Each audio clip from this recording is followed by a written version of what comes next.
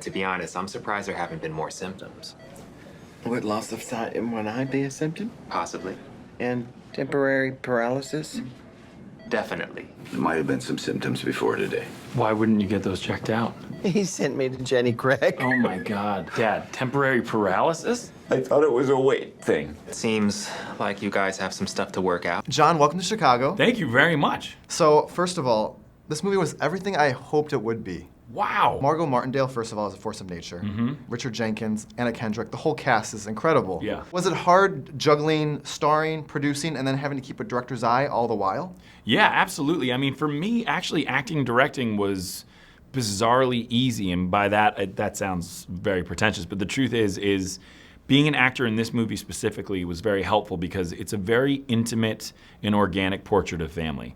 Let's be honest, there's been a whole lot of family movies out there, and I would never want to do anything derivative. The reason why I wanted to make this film is because it's one of the most well-written movies. I didn't write it, a guy named Jim Strauss did, and it's so well-written that it's so relatable. At some point, these characters stop being the family on the screen and they start becoming your family. So in order to maintain that organic atmosphere, I think being an actor really helped because I didn't yell cut and then stand behind a monitor and give people notes.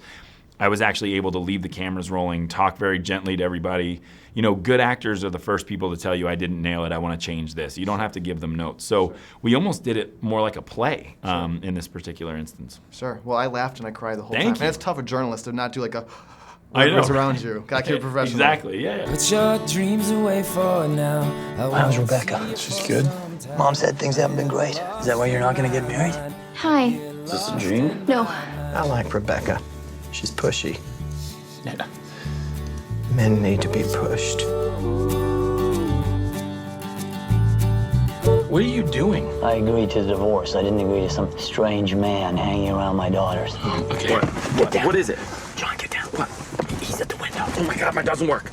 What? Mine doesn't work. Don't grab. My seat doesn't work. My seat is coming. He's coming. Congratulations are in order as well because you are a dad ×2. I'm a dad ×2. Did that have anything weighing on being a dad in this film about to be? Did that weigh in wanting to do this film in any way? No, not at all.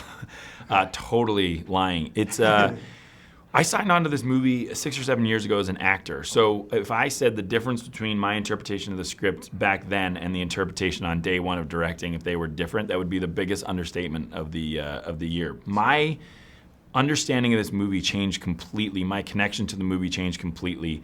I'm from an amazing family. I am a guy who believes strongly that stories about family are so important, especially in today's world where everything gets a little chaotic. Sometimes those simple classic stories of family that you can relate to, feel good about, want to call your family, is sometimes the best thing you can do. So for me, I thought all that was true, and then you have a baby. My daughter was 4.5 months old when we went to go shoot. Wow. And it changed everything. I mean, yes, I definitely understood my character's situation of being a guy on the doorstep of being a dad, but more importantly, I was drawn to this really existential pull that you have with your family than no one else that you'll ever meet. Sure. These people are where you're from, whether you like your family or don't like your family, whether you talk to them or don't talk to them, there's still always going to be a relationship unlike anything else you have. Sure. And I feel like those channels of communication and love are always there to try to reestablish, and that's what this family's trying to do. Sure. Well, it was a great film. Thank you very much. So, you said to the Huffington Post recently that your greatest achievement was marrying Emily Blunt.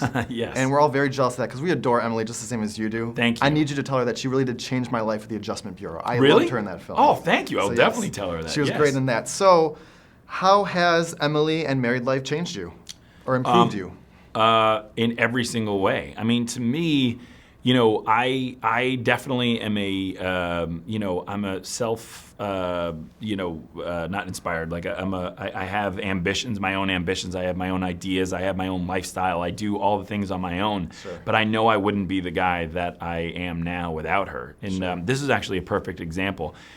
When they asked if I would direct this movie rather than just star on it, I thought about it and I wasn't sure what to do. And I remember the first time I asked her about it, she said, "That's absolutely what you should do. That's not even a question."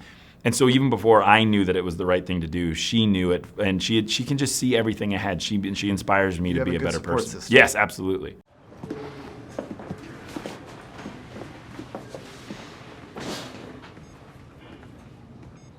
And he's gone. So you can stop pretending. Thank God. How you doing? He cried all night. If I didn't know any better, I'd think He was the one with the brain tumor. You might be going through a little something, so. Ron told you we're about to go bankrupt. Come on, he said no one knew. I keep the books. Is he gonna be all right? I don't know. I don't know. Well, I brought breakfast. Pretzels and ice cream. If you don't want it, I can just. No. I'm not saying that. So how you doing? I feel great. You know, I've been Googling brain tumors.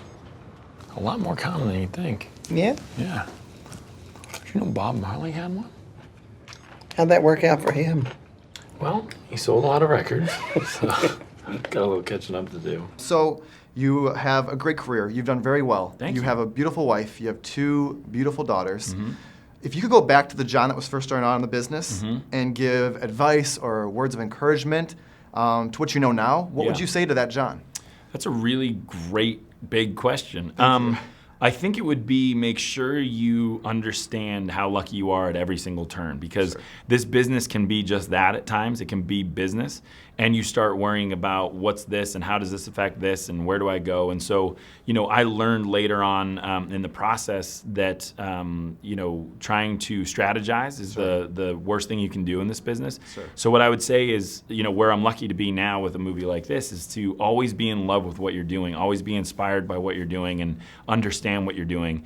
And don't let people bump your idea of what you want to do. Well, before you go, I mean, it's tough when you have 2 young daughters to leave and go on business on these press junkets. Yes. So I wanted to watch out for you, and you know how people love when the parents come back with gifts from their Yes. travels. Oh my so God, I did got you your do this back. for me?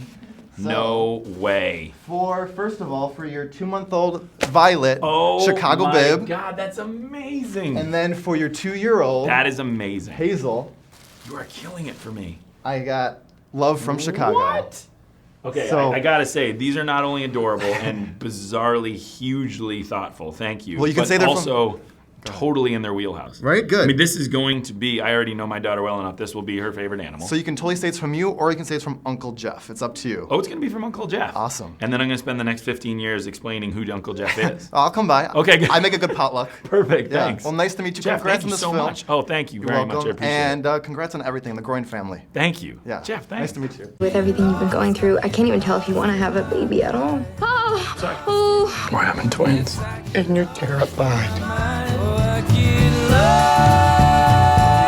Is she okay? Crying's actually like good for kids' lungs. It makes them strong or something. Well, I don't think that's true. I get up